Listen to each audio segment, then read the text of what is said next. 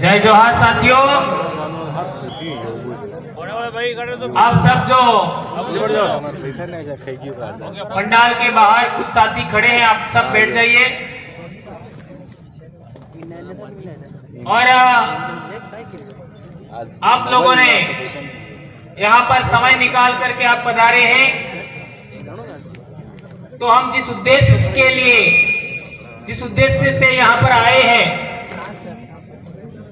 उसको ध्यान में रखते हुए सभी वक्ताओं की बातों को आप लोग को सुन रहे हैं और हमें आगे समय को देखते हुए दूसरा काम भी निपटना है और कुछ साथी हमारे और बोलने वाले भी हैं, उनको भी सुनना है। पंडाल में सभी बैठे मेरे भाई बहन, हमारे सामाजिक कार्यकर्ता, जनप्रतिनिधि और हमारे महंगे मेहमान, जिन्होंने पहली बार मुझे अहमदाबाद में डूंगरपुर से बाहर बोलने के लिए मंच दिया था, ऐसे बिरले जाबाज साथी मान्यवर ताराराम जी मेहना का भी स्वागत, अभिनंदन। आज एक लंबे अरसे बाद वे हमारे बीच आए और उन्होंने जो बातें रखी, आप लोगों ने उनको सहज समझा और कैडराइज कार्यकर्ता, पिन पॉइंट जानकारी देने वाले राष्ट्रीय लीडर किस तरीके के होते हैं, आप लोगों ने इस बात को समझा होगा। अभी करीब 5-7 बड़े सीनियर लोग राष्ट्रीय स्तर के बहुत जल्दी हमारे बीच में होंगे, हमारे कार्यक्रमों में शिरकत करेंगे।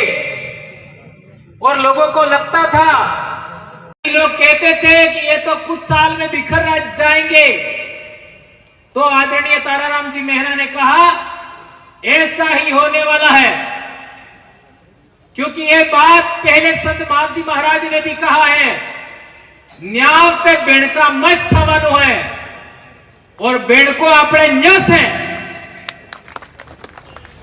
तो हमारे पूर्वज जो अधूरी इच्छाएं हैं वो जरूर पूरी होंगी और हम इसी तरीके से आगे बढ़ते हुए हमारे हक अधिकार, संस्कृति की लड़ाई अवश्य जीतेंगे, ऐसा मैं कह सकता हूं। दोस्तों,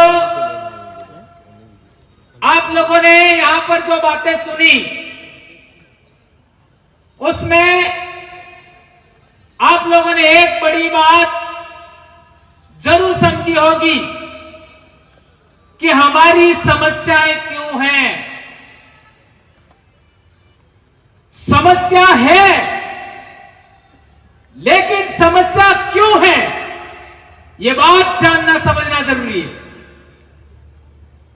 इस बात को मेहना जी ने कहा कि समस्या का कारण क्या है, वो कारण जानना होगा।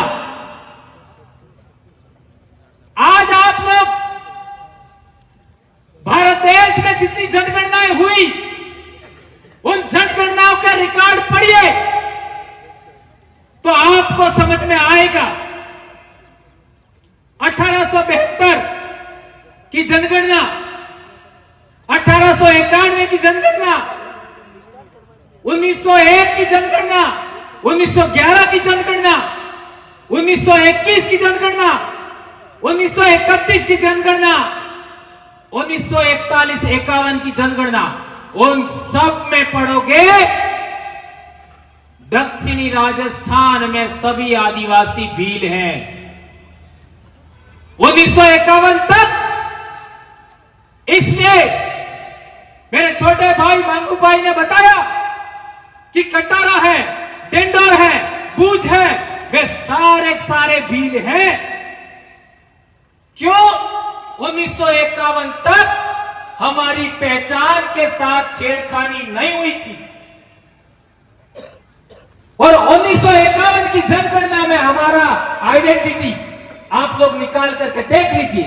इस वजह से 1951, 52, 55, 56 के आसपास जितने भी जमीन के रिकॉर्ड बने वो 1951 की जनगणना के आधार पर बने, इसलिए हमारी आइडेंटिटी, हमारी पहचान भील है।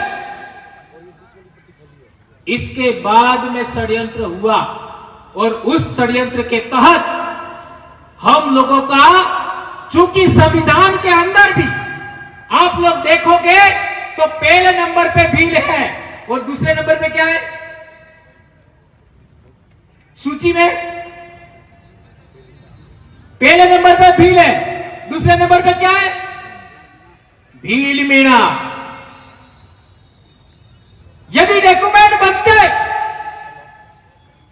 जमीन का रिकॉर्ड बनता, जाति प्रमाण पत्र बनता, तो भील मीणा लिखना चाहिए था, लेकिन उन्होंने भील शब्द हटा दिया। इससे समस्या पैदा हुई है। हम लोग राजस्थान में करौली, दौसा, जयपुर, सवाई माधोपुर के हमारे भाई हैं, उसके खिलाफ भी नहीं है, ये बात भी समझना होगा, नहीं तो फिर उल्टा हो जाएगा। यह हमारी मूल आइडेंटिटी का मामला है, यह भारत के मूल बीज का मामला है, मूल मालिकों का मामला है। अरावली पर्वतमाला में सबसे पहले होमोसेपियंस बना, उसके वंशज भील हैं। ये बात पुरातत्वविदों ने, इतिहासविदों ने, भाषाविदों ने यह बात साबित किया है। भीली बोली इंडिजिनस बोली है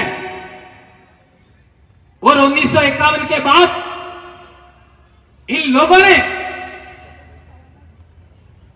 उदयपुर, चित्तौड़गढ़, राजसमंद, भीलवाड़ा, प्रतापगढ़ की बोली को क्या बोल दिया? मेवाड़ी। 1905 का जाति क्रिया संघ का भाषाई सर्वेक्षण पढ़े, 1951 की जनगणना पढ़ो, उसके अंदर मेवाड़ी नहीं मिलेगा और हमारे डूंगरपुर बांसवाड़ा की बोली को लिख दिया वागड़ी। 1951 तक वागड़ी नहीं मिलेगा। इन लोगों ने हमारा नाम बदलने का कोशिश किया, हमारी मूल समाज की पहचान बदलने का कोशिश किया, हमारी बोली भाषा को बदलने का प्रयास किया। और तो और जहां हम 90% हैं, उस इलाके के बीचों बीच उन्होंने सीमा बनाई। पंचायत की सीमा भी वही होगी, पंचायत समिति की सीमा भी वही होगी जहां 80 से 90% आदिवासी है। जिले का बॉर्डर भी वही होगा। और तो और उदयपुर से लगा करके बॉम्बे तक पूरा आदिवासी बेल्ट, जिसके अंदर करीब 90 विधानसभा है, 14 लोकसभा है, वो एरिया 4 राज्यों में बांटा। इसलिए हम लोगों को गुस्सा आता है। 4 राज्यों में हरामखोरों, तुमको बांटने के लिए हमारे बाप दादा का इलाका मिला क्या? यह सवाल हम पूछते हैं।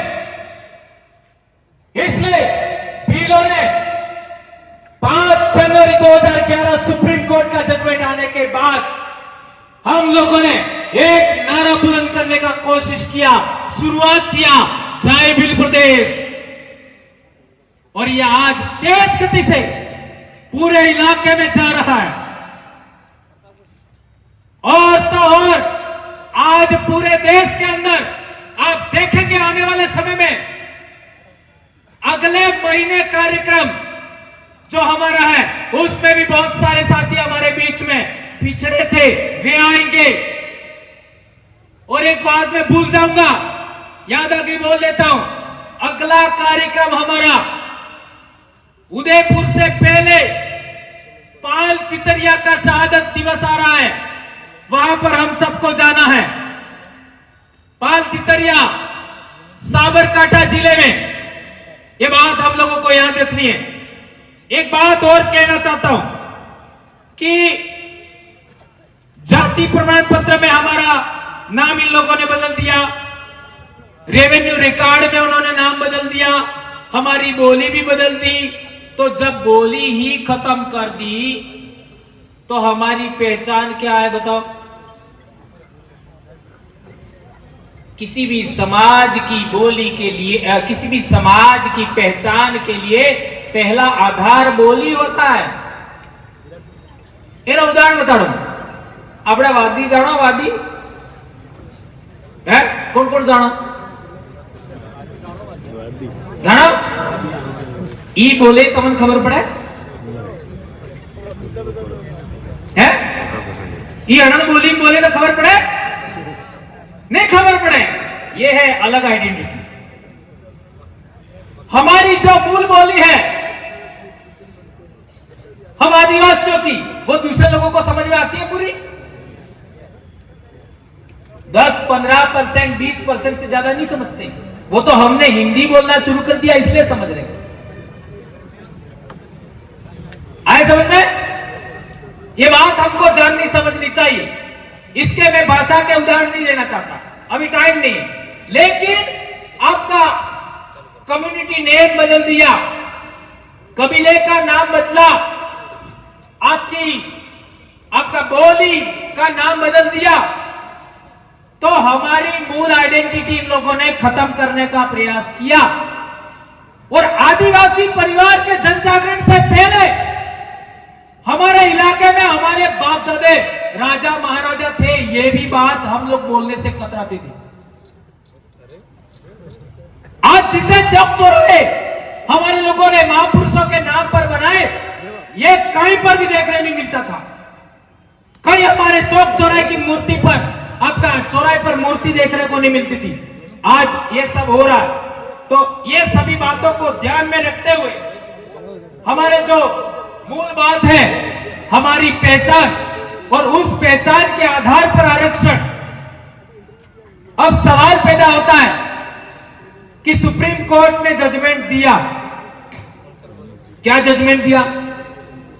कि आरक्षण का उपवर्गीकरण होना चाहिए। आरक्षण का उपवर्गीकरण होना चाहिए। और हमारे राजस्थान में कई लोगों ने कोर्ट में वाद दायर कर रखा है कि ये आदिवासी नहीं है, इनको बाहर निकाला जाए। ऐसा हम नहीं मानते, लेकिन वाद दायर कर रखा है। और यदि वाद दायर किया और कोर्ट में तो कैसे जजमेंट आते हैं, अपन को कई सारे जजमेंट आपका विरोधाभासी आ जाते हैं। तो हम लोगों ने देखा, और किसी कारणवश मान लो जजमेंट नहीं भी आया और ये नियम बन गया कि मीणा कम्युनिटी को ए श्रेणी मान लिया जाए और इसको इनकी जनगणना के अकॉर्डिंग इतना आरक्षण दिया जाता है, और भील कम्युनिटी को बी श्रेणी मान लिया जाए, बी कैटेगरी मान लिया जाए, और इनकी जनगणना के अकॉर्डिंग इनको इतना आरक्षण दिया जाता है। तो बताओ मेरे को, ये प्रतापगढ़ वाले, सोनपुर वाले, हमारे आसपुर वाले, उदयपुर वाले, उनका क्या होगा जरा बताओ? क्या होगा जरा बताओ? संकट में आएंगे कि नहीं आएंगे? और जब हमारा यहां का आदिवासी ही 2 हिस्सों में बढ़ जाएगा तो 5वीं अनुसूची का क्या होगा? क्या होगा सोचो। ये बात समझनी जाननी जरूरी है। इसलिए और गंभीर बात मैं बताना चाहता हूं कि हम 1951 से पहले क्या थे और आज क्या है। यदि 1951 से पहले हमारी पहचान कुछ और थी और आज कुछ और है, तो आने वाले समय में 50 साल बाद, 100 साल बाद ये होगा कि ये जो पहचान बदले हुए लोग हैं वो बाहर से आए हैं। ऐसा भी हो सकता है, और ऐसा भी हो सकता है इनको सीधा ओबीसी में डालो।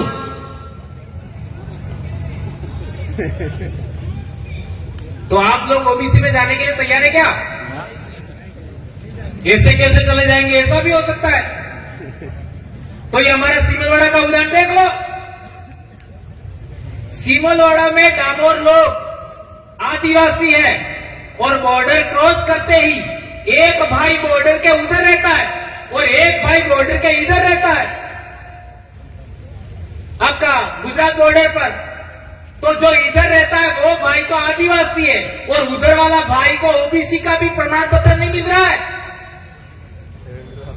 आज 65-70 दिन हो गया वो बच्चों को स्कूल नहीं भेज रहे हैं और लड़ाई लड़ रहे हैं, कोई सुन नहीं रहा है। और ये बात 2017-18 में वहां के सम्मेलन लेकर के हम कह चुके हैं, पर उस समय इनको समझ में नहीं आ रहा था। आज उनको ओबीसी में भी सर्टिफिकेट नहीं मिल रहा है। उनका गोत्र कटाराई है, उनका गोत्र अमलिया है, उनका गोत्र मसार है, उनका गोत्र पगी है। इसलिए यह बात जाननी समझनी जरूरी है। अब सवाल पैदा होता है कि क्या किया जाए। बिंदु बहुत सारे, लेकिन समराइज करते हुए हम लोग बाड़मेर में भी कई बार गए, जोधपुर गए और पाली सारे इलाके में जनजागरण किया। वहां के हमारे वीर भाई है, उनका भी कहना है कि हमारा अलग आरक्षण होना चाहिए। ये अपना शेड्यूल्ड एरिया उसी की तर्ज पर वहां रेगिस्तान के इलाके में भी होना चाहिए। और हमारे जो ये कोटा बूंदी वाले भाई है, हाड़ौती वाले, वो भी कहते हैं हमारा भी अलग होना चाहिए। इसलिए हम लोगों ने तय किया है कि राजस्थान का जो आदि आपका एरिया है वहां पर 4 क्षेत्रों के आधार पर 4 तरीके से बांट दिया जाए। एक शेड्यूल एरिया हो गया और सिविल एरिया के अंदर एक आपका कोटा बूंदी वाला इलाका है, उसको एक अलग, और रेगिस्तान का इलाका उसको अलग, और एक हमारा जो मीणा भाइयों का इलाका है वो अलग। इस तरीके से जनसंख्या के आधार पर इलाका वाइज आरक्षण दिया जाए, ये मांग हम लोग उठा रहे हैं। इस मांग का क्या आप लोग समर्थन करते हैं? अरे वो आ जाएंगे, कहीं और जाने वाले नहीं। क्या ये मांग आप लोग मानते हो? यदि मानते हो तो हाथ ऊंचा करके बताओ। इस बात को इस तरीके से समझाना है कि राजस्थान के अंदर समुदाय वाइज आरक्षण नहीं बांटना है, एरिया वाइज बांटो। इससे क्या फायदा होगा कि हमारा इलाका शेड्यूल्ड एरिया है, शेड्यूल्ड एरिया की एकता बनी रहेगी, और शेड्यूल्ड एरिया की एकता बनी रहेगी तो 5वीं अनुसूची की लड़ाई आगे लड़ना जरूरी है। वो हम लड़ पाएंगे, जैसा मेहरा जी ने बताया कि 5वीं अनुसूची का प्रावधान क्यों किया गया था, और बहुत सारी बातें।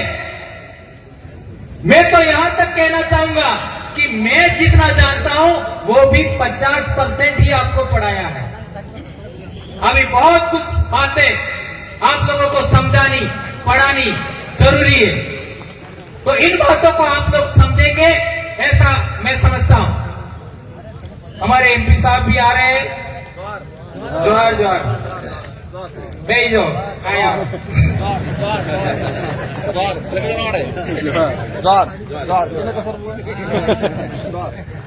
तो पहले तो ये लेट आए हैं, इसलिए आप सभी के पास में थोड़ा थोड़ा किराया कम होगा तो किराए इनसे ले लेना, ये मेरा आदेश है। लेट आने की सजा भी तो होनी चाहिए ना। हाँ, भले गैर वैसे साल है। तो मैं जो बता रहा था कि हमें क्या बोलना है, हमें ये बोलना है क्योंकि हमारे रेगिस्तान के भाई है वो भी अलग तरीके से मांग रहे हैं, और कोटा बूंदी के भाई है वो भी अलग तरीके से मांग रहे हैं। और सबसे महत्वपूर्ण बात, वो सारा इलाका सिविल एरिया है, लेकिन हमारा इलाका शेड्यूल एरिया है।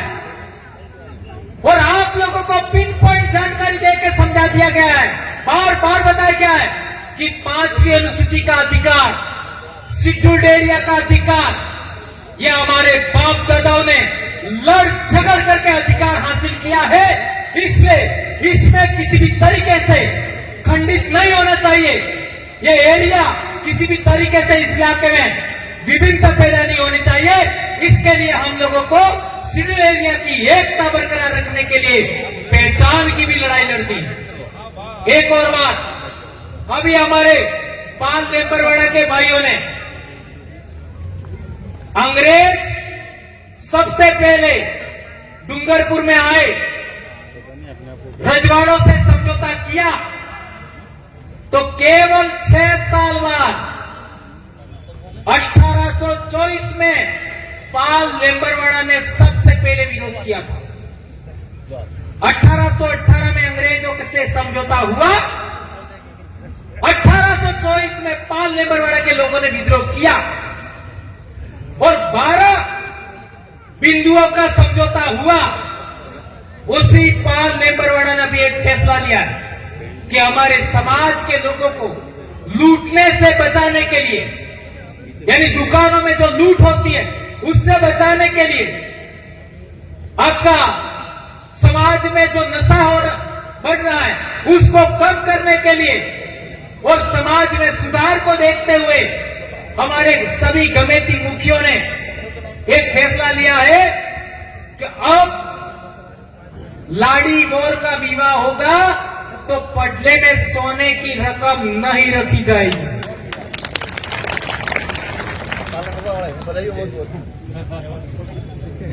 ये बात आप लोगों को भी आगे बढ़ानी है अपने इलाके में, क्योंकि आज रकम लेकर के हम लाए, लाड़ी को पहनाई, विवाह हो गया और इसके बाद वापस जाकर के वो रकम को बेचो, कितना प्रतिशत मिलेगा?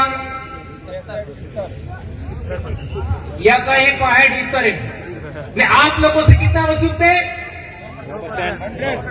100%। इसलिए इस तरीके का काम भी अभी हम लोगों को करना है। इसका भी अभी संगठन बनने वाला है। आदिवासी संस्कृति रक्षण समिति नाम से नया संगठन अब बनने वाला है। और एक इंपॉर्टेंट बात, आजकल हम लोग वीडियो देख रहे हैं, डीजे चल रहा है और अटैक आ गया और मर गया। हो रहा क्यों है? इसको ध्यान में रखते हुए हमारे लोगों ने फैसला लिया कि विवाह में डीजे बंद। क्या ऐसा प्रतापगढ़ में होना चाहिए? ये बात हम लोगों को आगे बढ़ानी होगी। और विवाह के अंदर किसी भी सूरत में हम लोगों को दारू नहीं बांटना है। ये बात करोगे या नहीं करोगे? ये जो लड़कियां हैं उनसे पूछना चाहता हूं, क्या ये करना चाहिए? कौन कौन पसंद करेंगे? हाथ ऊंचा करो जरा। बहुत अच्छा मेरे बेटा। ये बातें हम लोगों को आगे बढ़ानी है।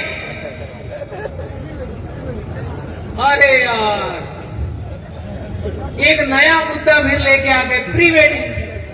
ये क्या लफड़ा है? मैं राजकुमार जी तुम्हें कीधु तू एक्स्ट्रा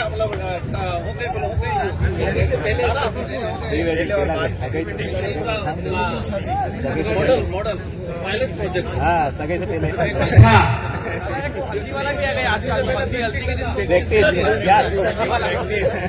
ये प्री वेडिंग विद प्री हल्दी सेरेमनी ऐसा।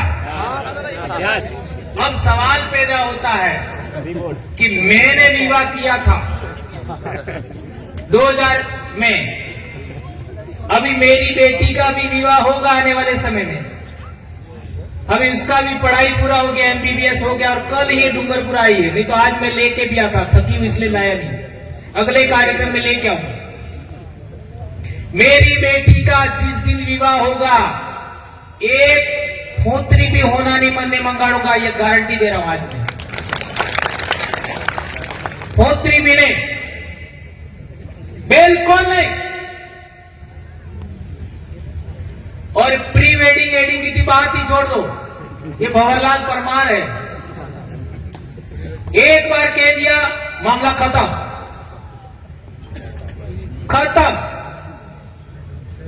तो हमारा मेरी लाड़ी हमारे दोनों का विवाह हुआ था, तो पहले लाड़ियां देखते थे, तो मैं जिस लाड़ी को देखने जाता था उसको पहले से जानता था, इसलिए रिजेक्ट। जब जारे तमार भाभी ने जोवा गियो, उसको मैंने पहले कभी नहीं देखा, सेलेक्ट। इसके बाद क्या होता है, वही पहला हमें अणपतो है, एक पे मारा हवा से। अब चूंकि मैं तो टीचर था और मेरे वाइफ 12वीं पास थी, अब हम चाहते तो हम भी ऐसा कर सकते थे। फिर क्या होता है, जब शादी करने गए उससे पहले मैं दोबारा कभी नहीं गया, देखने गया, इसके बाद डायरेक्ट बारात लेके गए। बीच में कभी हमारा मिलना नहीं हुआ, केवल वो पटलू दिवस गया था, 3 दाड़े फिर देखा था, बाकी कोई बातचीत नहीं हुई। और हमारे समाज की परंपरा है कि तोरण माते आंबा बाद उस गांव की लड़कियां अनाप शनाप गालियां देती है गौर को। तो मेरे को भी अनाप शनाप गालियां दी, तो गुस्सा तो मेरे को भी आ गया। फिर मांडवे में बिठाया, मामा लाड़ी को लाए और बुआ ने लाड़ी का हाथ मेरे हाथ में पकड़ाया। लाड़ी कौन? तुलसी परमार और कौन? भंवरलाल परमार। इससे पहले मेरे वाइफ का अंगुली भी नहीं अड़ा था मेरे। ये होता है विवाह, अंगुली भी नहीं अड़ा। और ऐसा आपके भी मां बाप के साथ हुआ था, तो हाथ में हाथ देने का विशेषाधिकार किसका है? बुआ का। तो यदि आप प्री वेडिंग करते हो तो बुआ का अधिकार खत्म हुआ कि नहीं हुआ? बुआ का विशेषाधिकार खत्म हुआ कि नहीं? और मामा लाड़ी को गुदरेज से उठा करके मांडवे में लाता है, और यदि आप वोर को तोरण पर माला पहनाने के लिए लाड़ी को बुला करके माला पहनाते हो, तो मामा के विशेषाधिकार का क्या हुआ? सोचिए, मामा का विशेषाधिकार खत्म। और जब मेरा विवाह हुआ था तो आग बुझवानो काम ये हमारे कोटवाले की भी को, यदि तुम लोग दूसरा किसी को बुलाते हो तो उसका क्या होगा? ये भी विशेषाधिकार खत्म। इसलिए मैं कहना चाहता हूं कि हमारी संस्कृति के विरोध में हमको काम नहीं करना चाहिए। इसलिए हम लोगों को ये जो प्री वेडिंग वाला जो मामला है उसको किसी भी सूरत में हमको एक्सेप्ट नहीं करना है। और जो लोग ऐसा करें अणु विवाह में जावानो बंद नहीं जवान, ठीक है? समाज की संस्कृति के अकॉर्डिंग घंटी बज चुकी है। एक अंतिम बात और कहना चाहूंगा कि हमारे इलाके के अंदर समाज 2 दिशाओं में जा रहा है। मैंने कई बार आपको बताया है कि 8वीं क्लास में बच्चे 2 दिशा में जाते हैं। एक बच्चा पढ़ाई की ओर जाता है, एक बच्चा मौज मस्ती की ओर जाता है। बताया था कि नहीं बताया? बताया ना? एक बच्चा पढ़ाई की ओर जाता है 8वीं क्लास में, और एक बच्चा मौज मस्ती की ओर जाता है। और मौज मस्ती की ओर कौन जाता है? जिस बच्चे को पाठ पढ़ना नहीं आता, ठीक है? इसी तरीके से मोबाइल में देखिए, आप सबके पास एंड्रॉइड मोबाइल है, सभी के पास एंड्रॉइड मोबाइल है। और एंड्रॉइड मोबाइल में यदि आप कोई किसी भी तरीके की बात को सर्च करते हैं और सर्च करने के बाद कोई बात आपने देखी, और इसके बाद मोबाइल बंद किया और फिर वापस खोलोगे तो जो बात सच की थी उससे संबंधित 8 से 10 वेबसाइट अपने आप खुल जाएगी। मैं क्या कहना चाहता हूं, समझ रहे हो? इसलिए आज हमारे बच्चे बिगड़ रहे हैं और कई सारे बच्चे आत्महत्या कर रहे हैं और कई सारे बच्चे गलत दिशा में जा रहे, भटक रहे हैं। उसका कारण यह है, और इसको कांति भाई की भाषा में मैं बोल नहीं सकता, पर आप समझ के होंगे मैं क्या कहना चाहता हूं। अश्लील फिल्में, इसमें समझ लो, एक बार देखा तो 10 आएगी। ये आपका क्या है, एआई वाला मामला, इसको हमको समझना पड़ेगा। एक और बड़ी बात, हमारा समाज भी 2 दिशा में जा रहा है। एक धर्म की ओर जा रहा है, एक संस्कृति की ओर आ रहा है। धर्म की ओर अभी 8वीं की सामाजिक ज्ञान, ये भाई कौन पढ़ के सुनाएगा, मेरे बात कोई पढ़ के सुनाएगा, टाइम नहीं रहा। ये इसके अंदर लिखा हुआ है, ये वो सब बता देंगे। इसमें लिखा हुआ है आदिवासी के बारे में, क्या लिखा है, स्कूल में चल रही है अभी, आप सबके बच्चे पढ़ते हैं इसको, सब टीचर जानते हैं इसको, ये पढ़ के सुनेंगे, अभी मेरे पास समय नहीं। तो मैं बता रहा था कि समाज भी 2 दिशा में बढ़ रहा है। एक अपनी संस्कृति, अपना इतिहास, अपना हक अधिकार, रूढ़ी प्रथा को बचाने के लिए काम कर रहा है, और एक धर्म की ओर बढ़ रहे हैं।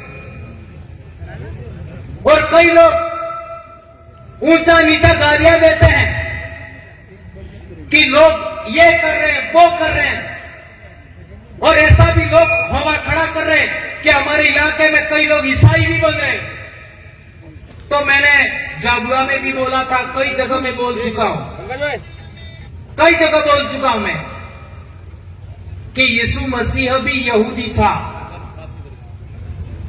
और यहूदी के बारे में तो बोल ही दिया मेहना जी ने। यीशु मसीह भी यहूदी था। तो हमारे समाज में पूर्वजों को पूजने की, पूर्वजों की उपासना करने की, पूर्वजों के आगे नमन करने की परंपरा है, तो वो क्या हमारा बाप है क्या? यहूदियों की भाषा हिब्रू है, तो क्या हमारी बोली हिब्रू है क्या? ये बात समझना होगा।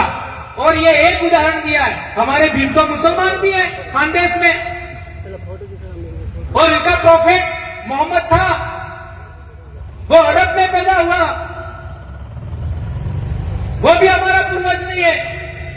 और भी कई सारे धर्म के लोग हैं, उनके भी पूर्वज कौन हैं? आप लोग इतिहास देखोगे तो समझ में आएगा। जितने भी धर्म वाले लोग हैं वो सभी इजराइल, फिलिस्तीन, जॉर्डन, सीरिया, आज आपका ईरान का इलाका है, उसी इलाके में पैदा हुए हैं, भारत के नहीं है। और इसको समझिए।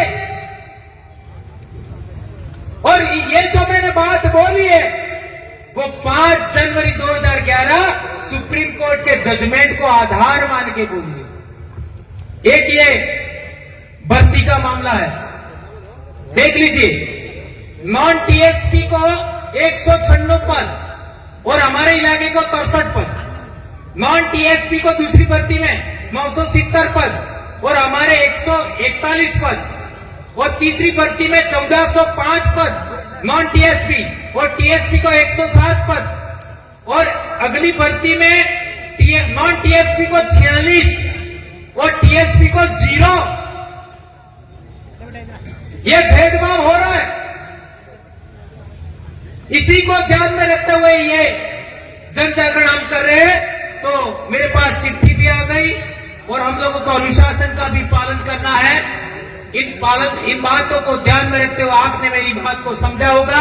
विशेषकर अभी विवाह स्टार्ट हो रहे हैं, तो जो मैंने बातें बताई उनका भी काम करना है, और अगली रैली में भी हम लोगों को बढ़ चढ़ करके हिस्सा लेना है।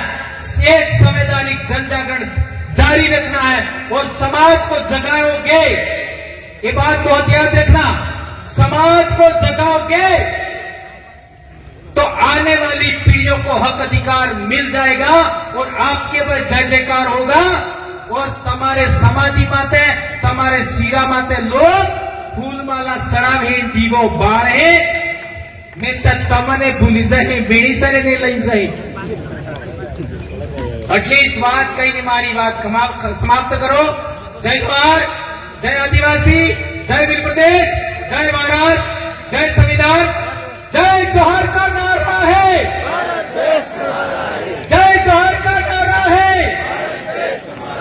जय जोहर का नारा है। धन्यवाद।